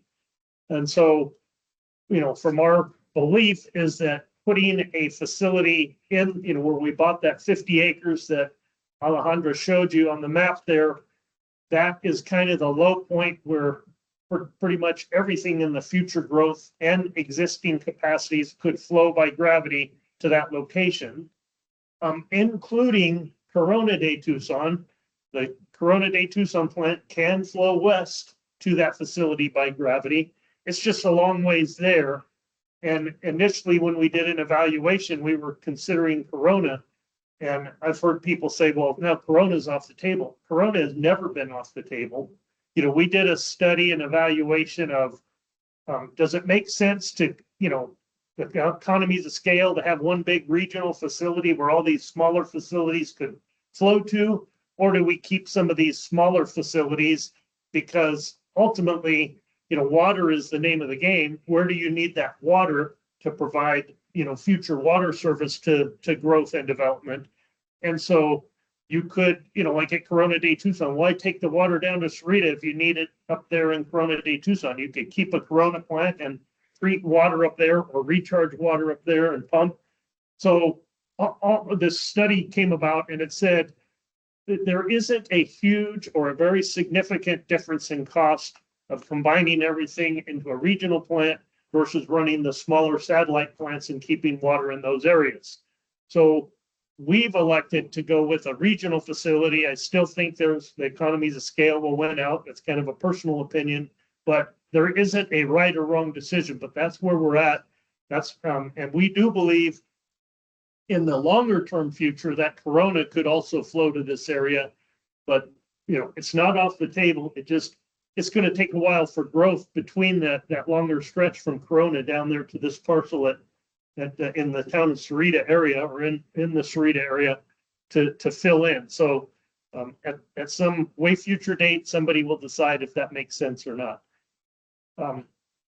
The other thing I just wanted to bring up is, how we've elected to do this project. We were very fortunate back in, I think it started in like 2008, but basically in 2010, we really went through construction of RUMP, which is this, this building we're in here, the Agua Nueva new facility just next door, the upgrades at the old Ina Road that we now call Tres Rios, and we had, what was it, a 5-mile interconnect pipeline that gave us flexibility of move and flow from one service area over to the other. And in doing that, we did a very similar delivery. We broke the project into this, the Agua Nueva facility was a project. It was a design, build, operate. The Tres Rios project was a standalone project. The pipeline was a project. This facility was a project. And we broke them down and delivered them through different, none of them were DBB. They were all, design, build, operate, or CMAR. And, we started, once we got designers on board, we ended up at a program manager on board. That original RUMP project was estimated, for budgetary purposes at $720 million. We delivered that project at $605 million through value engineering and numerous efficiencies, all these different professional entities doing their part, timing and sequencing of construction, various things that shaved money off of that. And we hope, now that we've got a program manager on board and we've updated our estimate for $340 million, up from $240 million, for the pipeline and the plant, we believe that we'll have similar benefits of value engineering and efforts that hopefully that's the worst case and we can come in below that number, but we don't know until we get the engineering firms on board. But we think breaking it down like we did in RUMP from a proven methodology that worked and was very effective, and also, especially for like the interconnect pipeline, that size of that project at 80 million, more than likely will allow local entities to compete for that project. Whereas if it was all one project, you'd have bigger national firms competing for it. And so it's how we're going to throw it out there. And that's kind of our intent. And we'll be talking more about that. But I just wanted to add that to Alejandra's presentation, which was very nicely done. Thank you for that. And I'll shut up on that unless Jaime, you have anything to add? You good with that? You want to add anything to Alejandra's? She just did it perfect. We're good. You did a great job. All right. So now, Scott, I'll go back to your, if anybody has any questions, let us know, but I think that's it. I'd like to start off with a naive question. I've been hearing that there's a lot of growth in the Vale area, Rock and K, all this. That's all to the east, actually to the north and all that. But what's taking care currently of the Vale region? Is that our system? Or do they, Yeah, it's already part of they this play into this existing new system. system? They'll play into it? Yeah. Okay. Yeah. Okay, very good. Anybody have any questions for Alejandra? Yes, Alex. Not questions, just some overview thoughts, as a committee member.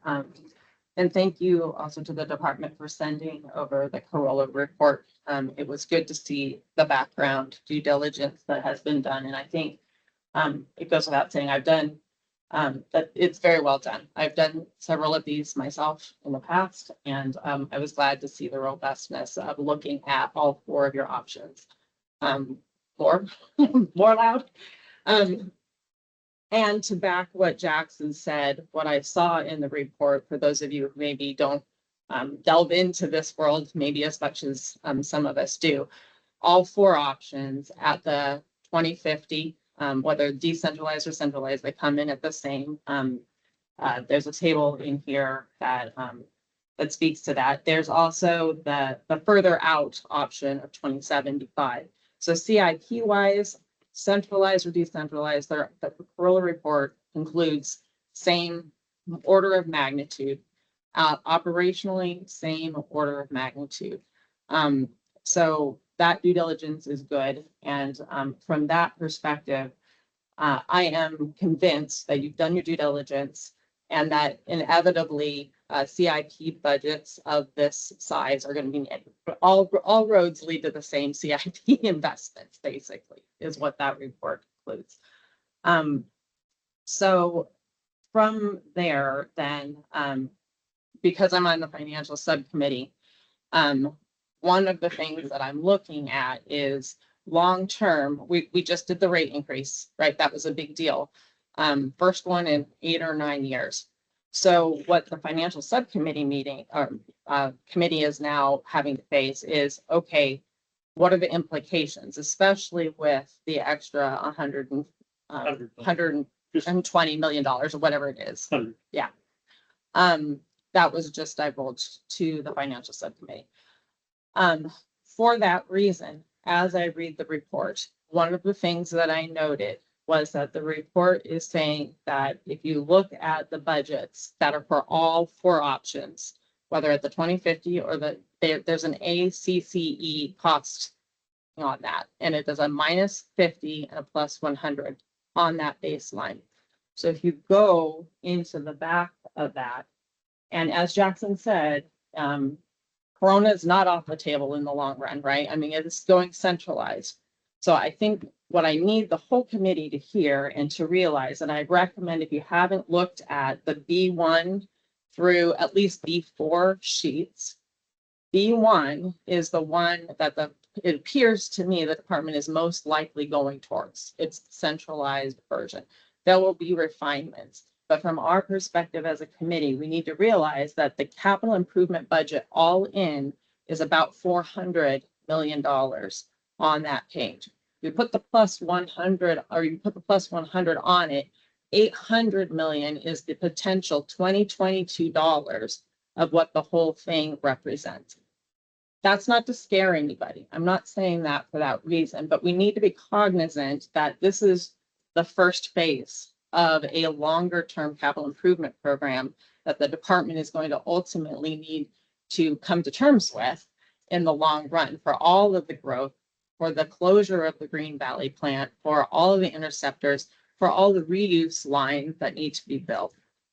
And so for that reason, one of the things that would be useful to the capital improvement committee is Kimley rightly is starting to talk about effluent and disposal options. There's a cost to that that is not on Jaime's budget at this time. There's a Green Valley closure budget. You can see from the Corolla report that the Green Valley closure is at $2.6 million, roughly. Put a plus 100 on there and you're looking at maybe a 5 million. I think we need to own that that is going to be in those out years, because that's going to drive where the budget increases eventually next go. And the other one is that the reuse budgets are not on there.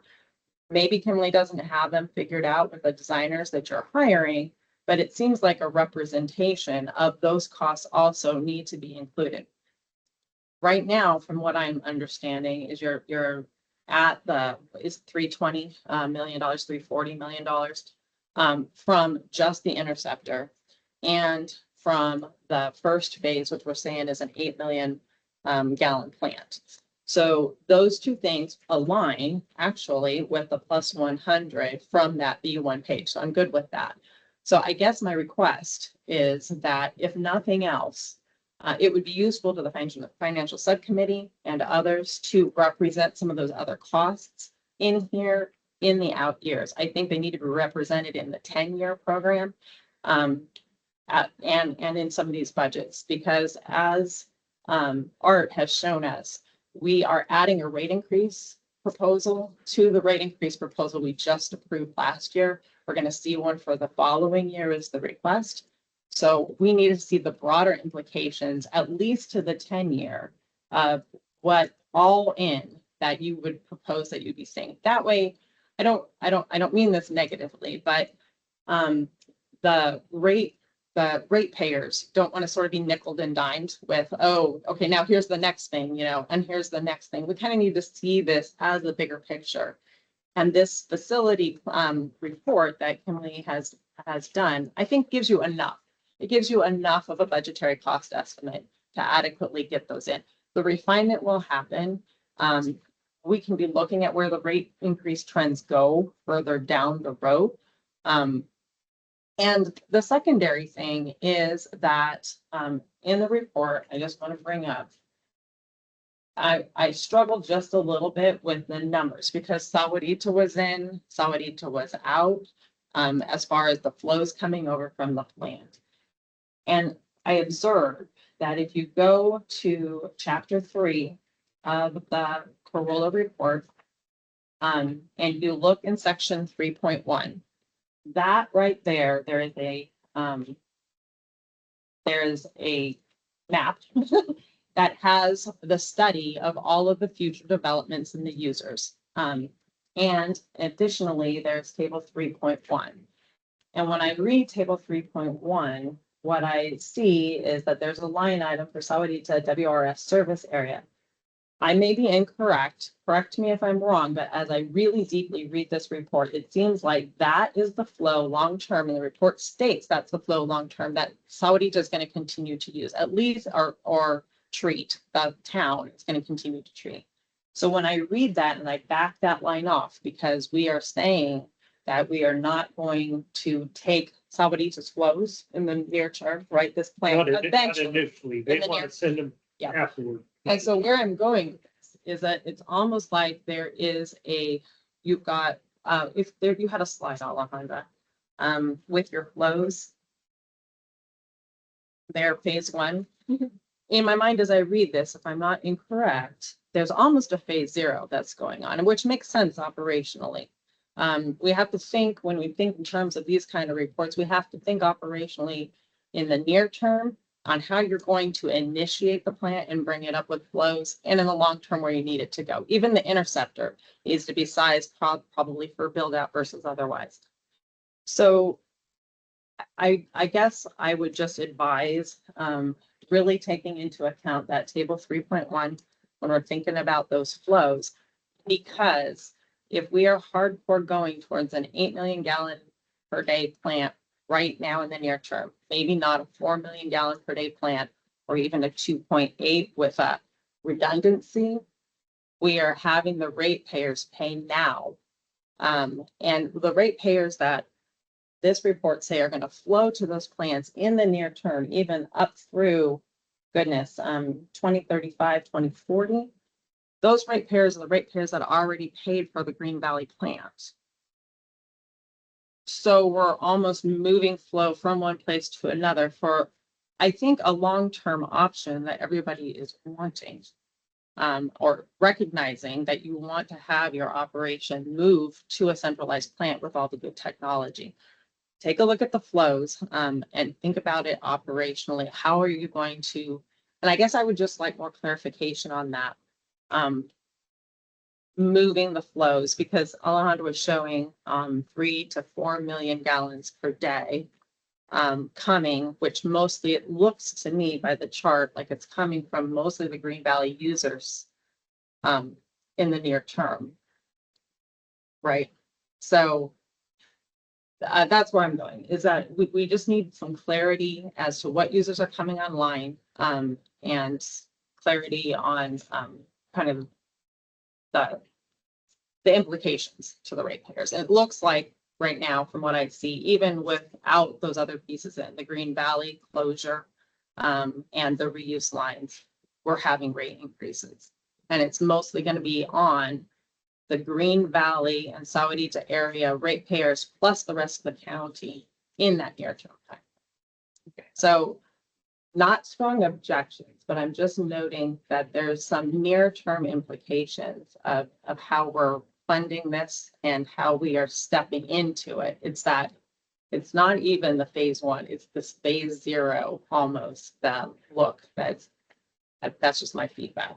But I want to make sure, bottom line, I am convinced that this project is needed. I think that ultimately, for the financial subcommittee's perspective, we need that larger bracket. We need that larger visibility on the impacts to the funding. Beyond just the 5-year plan, but into longer time frames. And some of this may go back even to the CIP subcommittee. I'm not sure as to some of those other components that we're not seeing on the CIP with timing at this time. Thank you, Kirsten. Well, thanks, Kirsten. Any more questions for Alejandro? Eric. Not really a question, but I appreciate the presentation, and I appreciate the fact that we were given other information that we could review. And I'm looking at population wise, that growth in that particular area is really being done within the Sahuarita plant's footprint and not outside of that. When it comes to the pecan orchards, in discussions that I have had with the folks at FICO, they're on a 50-year plan of slowly moving away from pecans here, Wilcox and beyond and all. And that plan hasn't really even started yet. And it was presumed to have started in 2005. So again, I do have a contact through the folks that own FICO, their real estate development side, and they're not pushing yet to push that. So when I look at development within the Green Valley Sahuarita area, there is some coming in Green Valley. There's about 1,700 homes south of Canoa Ranch, and there's about another 1,500 in Quail Creek. That's about it. There's not much more that's going to develop down there. Now you go to Sahuarita side and you say, gee whiz, there's a Sahuarita farm location. I'm not aware, and I can't find any information that starts talking about that development. And do we need to, is there even a can and will serve agreement with that area?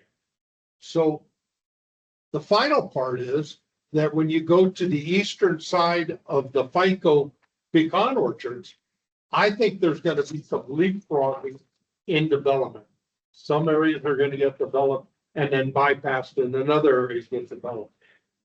That's gonna put some pressure on everything. But the timing to me is not now. I do agree we need it, but I'm looking at the timing schedule as to put it out some more time, so that it has the ability to take care of. At least 15. There's a couple of other underlying things. I think it'll be very interesting here on March 10th, when we find out if 418 and 419 pass or don't pass. I think that's going to be a bellwether. Number two, the county itself is starting to talk about a new bond issue. They've not been successful in the last number of years on bond issues. And how will that affect? You know, the department is funded through two ways. A, its customers, and then through going out and borrowing money to build projects. That's not going to deter us from doing this. But I do think the county's going to take a look and say, hey, we got to pull back, and maybe the county will say, there's some money over here in wastewater. We need it to run the county. And I want to be very careful on things like that. I'm probably speaking out of turn when it comes to things like that, but that's how my little 2 centavos work in all of this. I try to think through a number of scenarios. Again, I'm not against the project. I'm for it. I think right now, with a little bit of work at Green Valley, some upgrade there, that overall we can do very well over the next 10 years before we start throwing it. The final point is, I look at the financial picture. I would love to see us pay down a lot of our bonds now. And so we really have a really solid fit when we go out to borrow. I'm not sure, and I've not heard any discussion within this body that we've got this project that's going to saturate the bond market. I've only heard about this. So I'm kind of under the influence that this is the major push for the next 5 to 6 years. That being the case, I think if we look at a time horizon out, I think we financially would be stronger and we'd be better stewards of the ratepayers' money that they're paying in for the service that we provide. Thank you. Okay, also I wanted to interject, we have only 5 minutes to our finish of our program here. We are definitely going to be going over. So I'd like to ask, can everybody stay 15 minutes or something like that? And If we that's can okay. keep it moving, we can Yep. get it. But finished. let's keep hustling along. Yes. On the stakeholder overview, the fairly limited list of their plan for expanding that list in the near future. Yeah, what I said in the slide is that that slide is only showing a few of all the ones we're talking and looking into, and maybe we haven't even identified some others that should be in there. I have lots of suggestions if you need. I think a follow-on comment that I want to make is that because this feasibility study that the program is starting with, Kimley and all the other 7 consultants, or I guess 7 contracts, are going to move things further on. But from a documentation standpoint, it seems like, and I hope this would be part of the program, is that an update to this, whether it's some kind of just on what are you designing for as far as Sawadita being off on this time frame, updating those flow projections and what you're expecting from this standpoint, so that the department is standing on something fairly strong and really documented, because it was kind of hard to read between, okay, this is sort of a near term, almost the decentralized to near term central. It took a little while. So it seems like further documentation, great start, but hopefully I'm assuming that's what the program manager Yeah, is going to be we're providing. still, like I said, that 8 million is not locked and etched in stone, we still, Exactly. if we ultimately decided when we finalize the scope for design at 6 million, okay, but we're not gonna save 25% of the cost, maybe 10% of the cost, is all it's gonna save, so still a lot of the stuff. So, we're looking at all those things, but that's and piggyback from there, once, we're gonna have to put in some real money in Green Valley at some point. Right now, we do some rehab and some improvements out there, but we also need to get rid of the lagoon system if we're gonna run it, because, it creates issues for us for recharge and other things. And so now you're gonna build another facility adjacent to it to be able to treat that flow out there. And it makes it harder then to want to go do a Sarita plant at that point. So it's kind of that, you're kind of getting boxed in. But to play, just to piggyback on that, to piggyback on that, I mean, the Sawadita plant is currently rated at 2.8, as far as what I am The seeing. Green Valley plant, The Green Valley bin rod, Yeah. that part is at 2.8.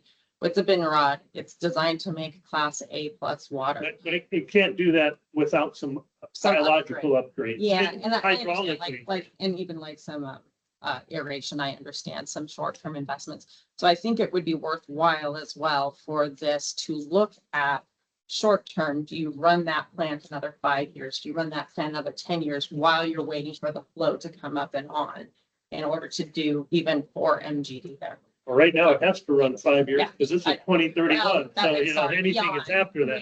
Beyond. Okay. Only because no one has a crystal ball on these flows Right. and the developers.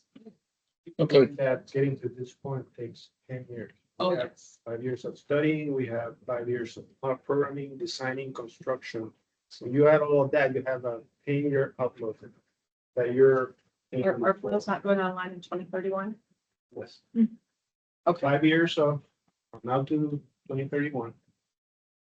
because when flows are going, when the Green Valley, I'm sorry, where The the, design and the so- construction will go from now to 2031. To get to today, Yeah. we needed 5 yes, plus years before. to get that to here. No, So I if understand. we wait to the point of. Oh, no, not wait. Not wait. It's not gonna happen. So we're trying to do that crystal ball. We're trying to play with it. I know, So we get there before that. absolutely. No, you're gonna, you need to have something, you need to build something now. That's not where I'm going at all. It's just document what you're doing. And just for time's sake, there's a lot of background behind the budget that we'll talk about at our next meeting.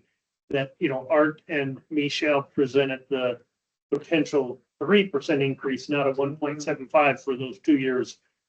I personally don't think they're absolutely necessary. The rate increases. I don't, and so I'm not endorsing them right now, but it was because of the rush to get a budget in. It's where we ended up. Now we see the impact, like, okay, wait a second, what else can we do? And So I think that's there's all the big kind deal. of discussion. I think that is the big deal is Right. impact in the near term for rating. So he's showing it with the numbers we have right now, but we think there's other things that need to be discussed. Okay. Let's go Are ahead. there any last minute questions for Alejandra? Okay, we're gonna keep on moving. We're gonna jump right into the fiscal year 25-26 period 7 expense and revenue summary and the fiscal year 24-25 budget summary review with IC. IC, it's yours. You say which one do you want first? Let's do period 7. Period 7? Okay. Yes. Do you want me to pull it up? I can share my screen if that will work for everybody. Okay. Sure.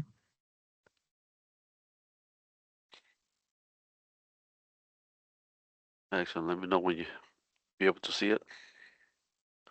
We can see it. Thank you. Excellent. So these are data for period 7, our expense and revenue summary. Our adopted budget is still 110, and that will not change for the remainder of the fiscal year. Our actuals is 57.3 million. We are projecting to be 108.4 million. That'll give us a variance of a 1.5 to the good. And majority of that is coming from the personnel services, from the vacancies that wastewater has. Let's go down to the total O&M expenses, including the contra, depreciation, and debt services. The adopted budget is 176.6. The actual so far is 98.9, giving us a projection of $174 million. Again, giving us a variance of $2.5 million.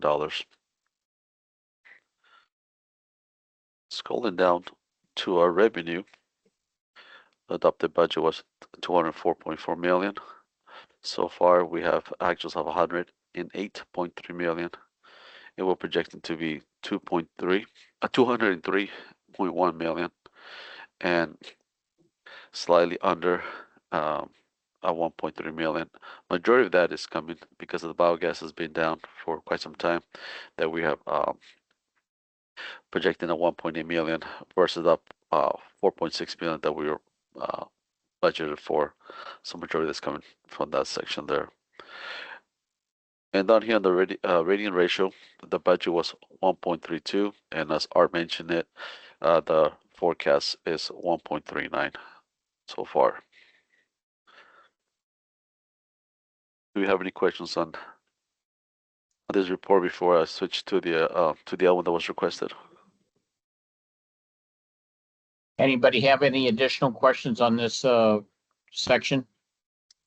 I do not have any hands Okay, up let's go over online. to the next one and keep it Okay, moving. we'll go to the next one real quick. This was requested to what are the final numbers for fiscal year 25. Here we go. The total operation, the adopted was 104.8. The actuals hit 102.6, giving a positive variance of 2 million. We see here the personnel is a big variance. Just want to let you know that in here we receive $1.1 million back from the state retirement. That's why we see a big increase on the personnel services. Total O&M expenses, including the contras and debt services, was 100. Adopted budget 183.4. Actuals came in at 172.4, which gives a total of variance of $10.9 million. On the revenue side, adopted budget was 199 million. We actuals were 203.8, giving us a positive of $4.7 million to the good. The rating ratio was 1.32, the budget, and we came in at 1.38. Matt, you've got your hand up?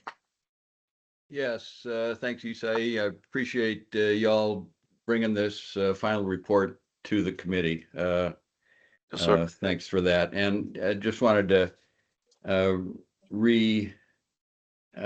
emphasize that this historical pattern, the current year and last year, we budget at a 1.32 and we end up coming in almost 1.4. So I mean, maybe someday we can try to unpack that and figure out why that happens, but it seems to be a pretty solid trend and just something that we can stay aware of as we're planning forward. Most definitely. Thanks. Sure thing. Thank you, sir. Okay, any additional questions for Isai? Okay, thank you, sir. I'll stop sharing. Thank you, everyone. Continuing on, we have the financial subcommittee report with Kirsten. Financial subcommittee did not meet in this time, but we are about to meet on the 10th. March And 10th. we will get more deeply into all things on this rate workbook. So draft and hopefully maybe even other drafts. I don't know. Okay. Okay, very Thank good. Then getting over to the next one, CIP Subcommittee Report with Asia. Hi, good morning. Yes, we do not have a meeting scheduled yet for the CIP subcommittee. Given the discussions earlier, we might want to consider, usually we do the 10-year kind of look out, 5-year and 10-year in the summer. We might want to consider 2 meetings, but we will be scheduling those, through Jeanette with the CIP subcommittee. Absolutely. And Asia, if you could stay on the line at the end Yeah. after the meeting's over for just a moment. Thank you. Okay, and I'm sorry, any questions for those 2 subcommittees? Okay, next is going to be the Citizen Water Advisory, CWAC. Who do we have doing that? Claire has been giving us that report temporarily while Okay. we are out a member and she is not here today. Okay, Does anybody else attend? Beth, do you have anything? I think there's so many CWAC meetings. I don't always make them all. I think the last one that John presented on, he talked about the Colorado River and what's going on with the state of Arizona and the negotiations in the draft. You were at the last one. Yeah. I know there was one canceled this week. So I don't. Okay. That's okay. Thank you. Thank you. okay, very good. Thank you very much. Any future agenda items that anybody has? Okay, seeing none, call to the audience. If I may. Yeah. Mr. Chair, Vice Chair. So I am scheduling the Green Valley tour. I have received a few responses, but of course it's open to all members, especially new members who might like to attend. We have multiple dates that have been proposed for the 2nd and 3rd week of March. So far, it seems that our most common dates are the 12th and the 13th. I did send out a doodle poll via email. You can respond to me personally. That's perfectly fine.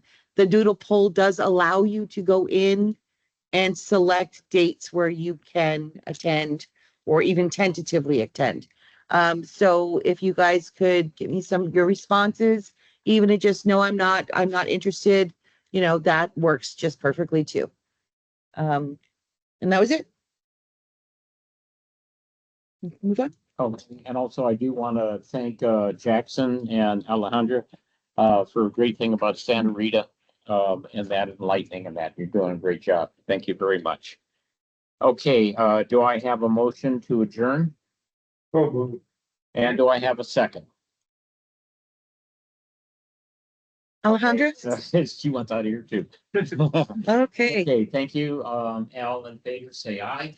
Aye. Any nays and abstains? Okay, still move. Thank you, everyone. Unanimous. Thank you all. Thanks, everyone. Asia, hang on just a sec. Will do. If it's on the 12th, I can't make it because I have my CPA and I really want to go to Green Valley. Well, those are the dates so far that are most common. And then, of course, I have the 13th in case my CPA said I need additional information. I have to go by the majority. I'm sorry. Well, we haven't received all responses, so wait until I've got everybody and then we'll know. Okay? But I do have to go by the majority. The physically layout innocent area, future Santa Rita area. I don't think they're going to do that Okay. because that's completely off location. Yeah, I think they would just, why am I not? Okay. I think they would just maintain on